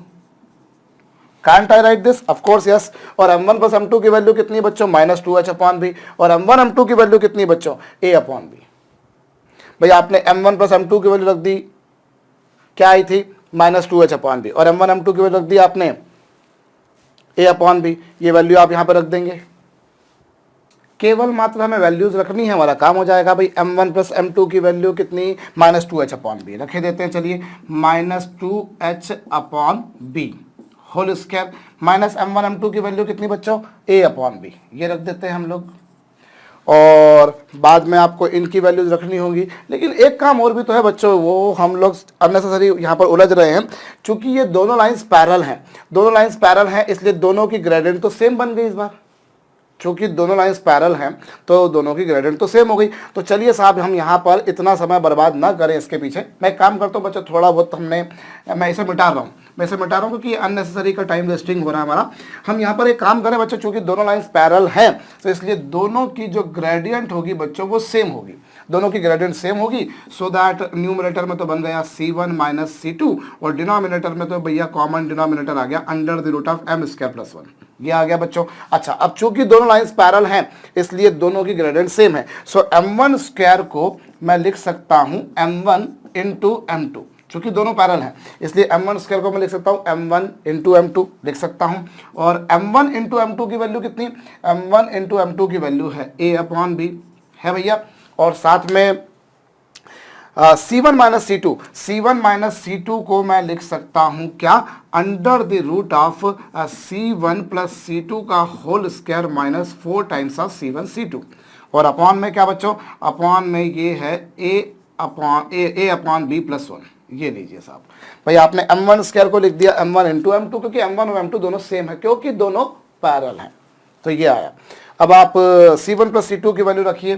c1 plus c2 की वैल्यू कितनी थी बच्चों, -2f अपॉन बी, और 2 का स्क्वायर करेंगे 4, वो बाहर आ जाएगा बच्चों, तो ये 2 under the root of f square minus c1 c2 की वैल्यू है बच्चों c upon b, so that it becomes minus bc, और होल अपॉन में आएगा b, और इधर डिनोमिनेटर में आएगा साहब, और डिनोमिनेटर में क्या आएगा, डिनोमिनेटर में होल अपॉन में, एक मिनट, बी स्क्वायर आएगा, होल अपॉन में बी स्क्वायर आएगा, और इधर डिनोमिनेटर में अगर देखा जाए तो a प्लस बी, और इसके होल अपॉन में b आएगा। अभी b से b भी कैंसिल हो जाएगा, सो दैट ये आ जाएगा बच्चों 2 times of f square minus B C upon b into A plus B. ये टैली कर लीजिए बच्चों, यहाँ पर दोनों लाइंस के बीच में जो डिस्टेंस आएगी, अगर दोनों पैरेलल हैं तो, so you can remember this as a formula. Hope मैंने सबको सही करा बच्चों, क्योंकि दोनों पैरेलल है तो हम लोग दोनों की ग्रेडियंट सेम लेकर चलेंगे ना। कॉमन डिनोमिनेटर आ गया, m1 स्क्वायर को लिख सकते हो m1 इंटू m2, और c1 माइनस c2 को आप लिख सकते हो ये, और c1 प्लस c2 की वैल्यू -2f अपॉन बी थी, 2 का स्क्वायर 4 दोनों जगह से कॉमन निकालकर यही कुछ आएगा मेरे ख्याल से, f square minus B C upon B into ए प्लस बी। ये, और वैसे ही काम हम यहाँ पर भी कर सकते हैं भाई, हम यहाँ पर भी चूंकि दोनों पैरेलल हैं, इससे दोनों का डिनोमिनेटर सेम होगा, तो दोनों की ओरिजिन से डिस्टेंस निकाली, ये l square plus m square, ये कुछ आएगा। और देर आफ्टर अब आप क्या करेंगे बच्चों, यहाँ पर आपके पास में यहाँ पर n माइनस एन डैश, और अपॉन में क्या बच्चों, l square plus m square. भाई आप उस तरीके से भी कर सकते हैं, इस तरीके से भी कर सकते हैं, n माइनस एन डैश की वैल्यू भी आप निकाल के, और l और m की वैल्यूज भी आप निकाल के रख सकते हैं। कैसे निकालेंगे साहब, n माइनस एन डैश को हम लोग लिख सकते हैं under the root of n plus N dash का square minus 4 times of n dash लिखा जा सकता है बच्चों। और अपॉन में क्या, अपॉन में l square plus m square, ये लीजिए l square plus m square को तो मैंने एज इट इज लिखा। अच्छा आप एक काम करिए बच्चों, ये वाला हमने तब कब लगाया था, ये वाला फार्मूला हमने तब लगाया था साहब जब हमने दोनों लाइंस को lx plus M Y plus N equal to 0 और l dash x plus M dash Y plus N dash equal to 0 माना था, और उस बेसिस पर आपके पास में क्या आया था, उस बेसिस पर आपके पास में l इंटू एल डैश की वैल्यू आई थी a, l into l dash की वैल्यू a आई थी, और चूंकि दोनों सेम है, l और l डैश सेम है, भाई दोनों पैरेलल हो गए ना, तो इसीलिए l और l डैश दोनों सेम हो जाएंगे, तो आप इसे लिख सकते हो l square, l into l dash लिख सकते हो, तो l स्क्वायर की वैल्यू ये आ गई। इसी तरह से अगर मैं m के बारे में बात करता हूं तो m इंटू एम डैश की वैल्यू क्या आई थी बच्चों, b, और चूंकि दोनों सेम हैं इसलिए m स्क्वायर बराबर b लिख सकते हैं। और रही बात बच्चों आपके पास में किसकी, आपके पास में है n प्लस एन डैश की वैल्यू, तो आपने क्या देखा था बच्चों, l n dash plus l dash n, l n dash plus l dash n की वैल्यू क्या आई थी, इसकी वैल्यू जो आई थी आपके पास में lx प्लस एम वाई, तो वो आई थी आपके पास में 2g आई थी। और रही बात एन एन डैश की, तो एन एन डैश की वैल्यू c आई थी। आप देखिए ना बच्चों, जो आपने लिखा था बस वही मैंने यहां पर लिखा है, सो उस बेसिस पर भी मैं काम कर सकता हूं, और l स्क्वायर की वैल्यू a हो गई, m स्क्वायर की वैल्यू b हो गई, और n प्लस एन डैश की वैल्यू आप अगर यहां से निकालेंगे, किसकी, n प्लस एन डैश की वैल्यू यदि आप निकालेंगे तो वो आपको पूरा आप सॉल्व करके देख लीजिए बच्चों, आपको मिलेगा 2 under the root of ji square minus N N dash की वैल्यू c है भैया, बिल्कुल है, तो G square minus A C upon a into A plus B. अब टैली कर लीजिए बच्चों, आपको यही मिलेगी, आपको n प्लस एन डैश की वैल्यू आप यहां से निकाल सकते हैं, इन टर्म्स ऑफ l आएगी, वो आ जाएगी, और उसका स्क्वायर कर देंगे, l स्क्वायर की वैल्यू होगी a, बिल्कुल ठीक बात है। आप चेक कर लीजिए बच्चों, एक्चुअली में आप यहां से थोड़ा सा कंजेस्टेड हो गया मसला, क्योंकि जगह की मेरे पास में कमी है, लेकिन कोई हर्ज वाली बात नहीं साहब, इन दोनों में से l कॉमन निकल जाएगा, इन दोनों में से l कॉमन निकल जाएगा तो n प्लस n डैश की वैल्यू आ जाएगी 2g आ जाएगी, और बाद में l की वैल्यू आप रख देंगे a, रूट a, l की वैल्यू रूट a रख देंगे। क्यों? क्योंकि l उसके बराबर a है, तो ये आ जाएगा। और रही बात n डैश की वैल्यू, तो वो c है। ठीक बात है, आप इसका इधर मल्टीप्लाई कर देंगे स्क्वायर करने के बाद में, बिल्कुल ठीक बात जा रही है मेरे ख्याल से। आप आराम से चेक कर लीजिए बच्चों, आपको यही मिलेगा, यही मिलेगा। सो ये आपके पास में इन दोनों लाइंस के बीच बच्चों डिस्टेंस का फार्मूला हो गया। सो दोनों अगर लाइंस पैरेलल हैं, पहली बात तो दोनों लाइंस अगर पैरेलल हैं तो उन थीटा की वैल्यू 0, थीटा की वैल्यू 0, तो tan थीटा की वैल्यू 0, उससे आपके पास में न्यूमरेटर की वैल्यू 0 आ गई बच्चों। और दो लाइंस अगर पैरेलल हैं तो उनके बीच में डिस्टेंस का फार्मूला ये आ गया। थोड़ा बहुत काम हमको करना पड़ा बच्चों, ये जो भी कुछ लिखा नोट डाउन कर लीजिएगा, जो भी कुछ लिखा नोट डाउन कर लीजिएगा बच्चों। मैं लगे हाथों आपको बता दूं कि चलिए I am going to rub this बच्चों। अब देखिए यहां पर क्या आ रहा है, दोनों लाइंस अगर पैरेलल हैं तो दोनों लाइंस, तो कंडीशन ये है, और दोनों लाइंस के बीच में जो डिस्टेंस है उसका फार्मूला है बच्चों under the root of F square minus B C upon B into A plus B, ये या फिर 2 times of ji square minus A C upon A into A plus B. So ये दोनों lines के बीच दूरी का सूत्र आ गया बच्चों। अब यहीं पर लगे हाथ तो हमारे पास में एक और काम हो गया बच्चों, दोनों लाइंस पैरेलल थी। पैरेलल में भी अगर एक और चीज हो जाए बच्चों, पैरेलल का ही एक और स्पेशल केस भी ले सकता हूं मैं, कि अगर दोनों लाइंस कोइंसिडेंट हैं, दोनों लाइंस अलग अलग ना होते हुए एक ही लाइन पर दूसरी लाइन हो, अगर एक ही लाइन पर दूसरी लाइन हो, तो निश्चित बात है बच्चों इस केस में क्या होगा, अगर दोनों लाइंस पैरेलल हैं, अगर दोनों लाइंस पैरेलल हैं तो ये कंडीशन थी। लेकिन अगर पैरेलल का भी स्पेशल केस कोइंसिडेंट भी हो, पैरेलल तो है ही है, साथ में कोइंसिडेंट भी हो, तो कोइंसिडेंट होंगी तो क्या होगा उस केस में, उस केस में ये होगा साहब कि इन दोनों के बीच की ये जो डिस्टेंस थी, भाई पहली बात तो अगर वो कोइंसिडेंट है तो मतलब वो पैरेलल भी है, अगर वो कोइंसिडेंट है तो पैरेलल भी है, और अगर पैरेलल है तो एच स्क्वायर माइनस ए बी की वैल्यू 0 होगी, एक बात। और दूसरी बात, अगर दोनों पैरेलल हैं तो दोनों के बीच की जो डिस्टेंस है बच्चों वो भी तो 0 होगी। सॉरी, अगर दोनों कोइंसिडेंट है तो कोइंसिडेंट है मतलब पैरेलल तो है, अगर कोइंसिडेंट है तो पैरेलल तो है, तो पैरेलल है तो इसलिए ये हो गया। और साथ में दूसरी चीज क्या, दोनों के बीच की डिस्टेंस 0 होगी, तो दोनों के बीच की डिस्टेंस 0 होगी मतलब ये जो न्यूमरेटर है ये 0 होगा, मतलब f square minus B c की वैल्यू 0 होगी, और साथ में बच्चों जी स्क्वायर माइनस ए सी की वैल्यू भी क्या होगी बच्चों 0।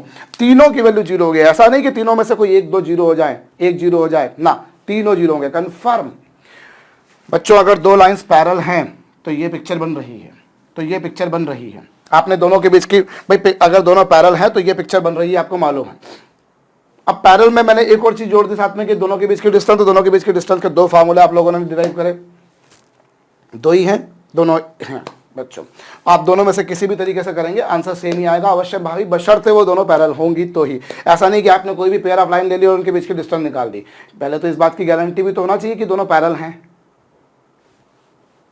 भाई मैं कोई भी पेयर ऑफ लाइन बोल दूं और बोलूं बताओ दोनों के बीच की डिस्टेंस क्या है, अरे तो दोनों के बीच की डिस्टेंस अगर वेरिएबल है तब थोड़ी ना बात कर रहे हैं हम तो ये बोल रहे हैं दोनों पैरेलल हैं, दोनों पैरेलल हैं तो अवश्य भावी रूप से दोनों में से किसी भी फार्मूले से डिस्टेंस निकाले दोनों सेम आएंगे। अब बात यह कि इसमें भी हम स्पेशल केस ले लें कि अगर दोनों कोइंसिडेंट हो, मतलब एक के ऊपर दूसरी लाइन हो, तो कोइंसिडेंट है तो मतलब वो पैरेलल भी होंगी, इसलिए थीटा 0 कर दिया। और दूसरी बात, अगर वो कोइंसिडेंट है तो दोनों के बीच की डिस्टेंस भी 0 होगी। सो ये तीनों कंडीशन लगेगी। मैंने देखा है कुछ कुछ जगहों पर बच्चों की कुछ ऑथर्स या कुछ टीचर्स जो है वो पैरेलल होने के लिए, कुछ कोइंसिडेंट होने के लिए कुछ और भी कंडीशन बता देते हैं, या ये कंडीशन ना बताते तो कुछ और कंडीशन बताते हैं। अवश्यम भावी रूप से बच्चों अगर दो लाइंस कोइंसिडेंट है तो यही कंडीशन लगेगी, तीनों 0 होंगे कन्फर्म है। ये तो पैरेलल होने की कंडीशन है, ये साथ में अगर हो गया मतलब दोनों के बीच की डिस्टेंस 0 होगी तो वो कोइंसिडेंट भी हो जाएंगे। और तीसरा केस बच्चों, वो जो दोनों लाइंस हैं अगर वो परपेंडिकुलर हैं, अगर दोनों लाइंस क्या है बच्चों परपेंडिकुलर, तो परपेंडिकुलर होंगे तो उन दोनों के बीच में जो एंगल का फार्मूला आपने देखा वो वही आया बच्चों जो ओरिजिन से पास होने वाले लाइंस के बीच में आया था, होमोजेनियस इक्वेशन के केस में जो आया था बच्चों h square minus A b upon a plus b, यही आया था ना। तो अगर दोनों पैरल हैं, सॉरी दोनों परपेंडिकुलर हैं, तो थीटा कितना होगा बच्चों 90, और थीटा 90 हो जाने पर टेन थीटा की वैल्यू इन्फिनिटी होती है, और टेन थीटा की वैल्यू इन्फिनिटी होगी तो साहब डिनोमिनेटर क्या होगा 0, डिनोमिनेटर क्या होगा 0। भाई टेन थीटा 90 डिग्री पर होता है इन्फिनिटी, और टेन की वैल्यू इन्फिनिटी तब होगी जब डिनोमिनेटर 0, मतलब a प्लस बी 0, मतलब कंफर्म बात है बच्चों कि एक्स स्क्वायर और वाई स्क्वायर के कोफिशिएंट्स का सम कितना होगा 0। सो फिर भले ओरिजिन से पास होने वाली लाइन हो या किसी दूसरे पॉइंट से पास होने वाली लाइन्स हो, एक बात कंफर्म है, दोनों के बीच में एंगल का फार्मूला यही है, दोनों के बीच में एंगल का फार्मूला यही है बच्चों, और पैरेलल होने की कंडीशन भी दोनों के केस में सेम है। बस वहां पर ये होता था कि अगर ओरिजिन से पास हो रही थी तो वो पैरेलल होने के साथ साथ कोइंसिडेंट भी होती ही थी, लेकिन यहाँ कोइंसिडेंट हो भी सकती है और नहीं भी हो सकती। अगर कोइंसिडेंट है तो वो कंडीशन लगेगी, और नहीं है तो ऑब्वियसली ये दोनों कंडीशन इक्वल टू 0 नहीं होंगी। और अगर परपेंडिकुलर है तो थीटा की वैल्यू बच्चों 90 होगी, और थीटा 90 मतलब tan 90 की वैल्यू इन्फिनिटी, और 10 की वैल्यू इन्फिनिटी मतलब डिनोमिनेटर की वैल्यू 0। और जो पैरेलल वाली कंडीशन हम लोगों ने देखी, इसे थोड़ा सा एक्सटेंड भी कर सकते हैं। कैसे? देखिए साहब, हमें मालूम है कि ये दोनों लाइंस अगर एक दूसरे के पैरेलल हैं तो एच स्क्वायर बराबर ए बी, एच स्क्वायर बराबर ए बी मतलब एच बराबर होगा plus minus under the root A a. B या तो प्लस ले लीजिए या माइनस ले लीजिए। और हमें बताया बच्चों A B C plus 2FGH minus AF square minus BG square minus CH square equal to 0 होगा, तभी जाकर वो जो इक्वेशन है वो पेयर ऑफ स्ट्रेट लाइंस को रिप्रेजेंट करेगी। तो चलिए साहब ABC plus 2FG into H की वैल्यू रूट AB, या तो प्लस ले लीजिए या माइनस ले लीजिए, minus AF square minus BG square minus C, और H स्क्वायर की वैल्यू तो सीधे सीधे बच्चों AB हो गई। अभी कुछ कैंसल वैंसल हो रहा है क्या? हो रहा है, बिल्कुल हो रहा है। क्या कैंसिल हो रहा है? अभी कैंसिल हो रहा है बच्चों ABC से ABC क्या हो गया? कैंसिल।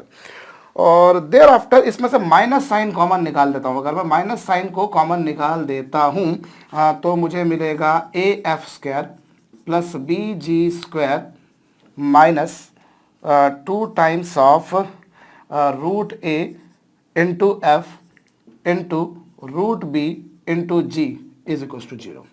भाई मैंने माइनस साइन को कॉमन निकाल दिया, तो ये माइनस वाला प्लस हो गया, माइनस वाला प्लस हो गया, और प्लस वाला माइनस हो गया। और यहाँ जो ये जो रूट ए भी लिखा है इसे मैंने स्प्लिट कर दिया, root A into root B कर दिया। अभी क्या कर सकते हो? अभी ये कर सकते हो कि ये जो आपके पास में लिखा है माइनस साइन तो चली गया, अब यहाँ पर ये जो लिखा है बच्चों इसे रूट ए इंटू एफ का स्क्वायर लिखा जा सकता है, लिखा जा सकता है। भाई इससे रूट ए इंटू एफ का स्क्वायर लिखा जा सकता है। ऐसे ही बच्चों इससे आप रूट बी इंटू जी का स्क्वायर भी लिख सकते हो, और ये क्या minus 2 times of root A into F, और साथ में क्या बच्चों रूट बी इंटू जी, और ये ब्रैकेट क्लोज और इज इक्वल टू 0। बच्चों ये आपने लिखा ऐसा, ये लिखा आपने ऐसा, और ये जो था बच्चों उसे आपने ऐसा लिख दिया। अब ये क्या हो रहा है? A square plus B square minus 2 times of A B, A square plus B square minus 2 times of A B जो है उससे आप क्या लिख सकते हो? उसे आप लिख सकते हो ए माइनस बी का होल स्क्वायर। ये आप A square plus B square minus 2 times of A B आप क्या लिख सकते हो बच्चों? ए माइनस बी का होल स्क्वायर। और ये इक्वल टू 0 कब होगा? ये इक्वल टू 0 तब होगा बच्चों जब, भाई किसी क्वांटिटी का स्क्वायर 0 कब होता है? जब वो खुद 0 हो। तो मतलब कुछ ऐसा हो गया, ये लीजिए साहब, भाई ये पूरा स्क्वायर तब 0 होगा जब इसका बेस ही 0 हो, मतलब आपके पास में क्या आ गया बच्चों? और root A into F is equal to root B into G. So ये आपके पास में कंडीशन आ गई। भाई दोनों लाइंस पैरेलल कब होंगी? ऑफ कोर्स जब ये हो, और इसी को यूज करके आपने वो डिराइव किया है। सो ऐसा नहीं कि वो अलग है ये अलग है, हम बोले दोनों पैरेलल कब होंगी? जब ये 0 हो और वो 0। अगर ये 0 है तो ऑटोमेटिकली वो 0 होगा। आपने ऐसा तो है नहीं कि ये जो एक्सप्रेशन लाया उस एक्सप्रेशन को लाने में आपने कुछ अलग यूज किया या इसका यूज नहीं किया। भाई इसी को यूज करके मैंने वो कंडीशन डिराइव करी है। इस जब पैरेलल हैं तो ये आपके पास में है, और इसी का यूज करके मैंने वो करा है। तो सम पीपल से दोनों पैरेलल होंगी जब ये हो और वो हो ना, जब ये हो या वो हो, दोनों बातें एक ही हैं, अलग अलग नहीं है। अगर ये एच उसके बराबर ए बी है तो ये अपने आप में इसके बराबर होगा ही होगा, कंफर्म है। भाई अगर दोनों पैरेलल हैं तो h बराबर प्लस माइनस ए बी, आपने वो वैल्यू रखी यहां पर और आपको वो मिल गया। अच्छा, आपने अभी प्लस रूट ए बी रखी थी, आपने क्या रखी थी, h की वैल्यू प्लस रूट ए बी, अगर आप माइनस रूट ए बी रखेंगे तो यहां पर भी माइनस आ जाएगा। अगर आप यहां माइनस रूट ए बी रखकर देखेंगे, अगर आपने माइनस रूट ए बी रखा तो ये माइनस हो जाएगा, यहां भी माइनस का प्लस हो जाएगा और ये प्लस के कारण यहां पर भी प्लस आ जाएगा और ये माइनस आ जाएगा। आप रख के देख लीजिएगा, h की वैल्यू अगर आपने माइनस रूट ए बी रखी तो यहां तो स्क्वायर है इसलिए वो तो प्लस ही हो गया, और फिर यहाँ प्लस आएगा, यहाँ भी प्लस आएगा, यहाँ भी प्लस आएगा, यहाँ भी प्लस आएगा और उस बेसिस पर ये मतलब अगर दोनों लाइंस एक दूसरे के पैरेलल हैं तो ये होगा, या फिर यूं कहा जाए कि वो होगा। मैं बार बार बोल रहा हूं, कुछ लोग एंड वर्ड यूज करते हैं, ये थोड़ा सा कई बार हम लोगों के साइंस में एक शब्द का अगर हम चेंज कर दें तो फंडामेंटल पूरी तरह से चेंज हो जाता है। जैसे लॉ में होता है ना, कानून में, कि अगर आपने एक शब्द का उपयोग कर दिया तो कुछ और पिक्चर बन जाती है और उसका यूज नहीं किया तो कुछ और पिक्चर बन जाती है, बस वैसे ही। सो ये इक्वल टू, ये दोनों पैरेलल कब होंगे, जब ये हो या वो हो। एंड बोलना गलत होगा। आप जब इधर प्लस लेंगे तो उधर प्लस आएगा और जब इधर माइनस लेंगे तो उधर भी माइनस आएगा।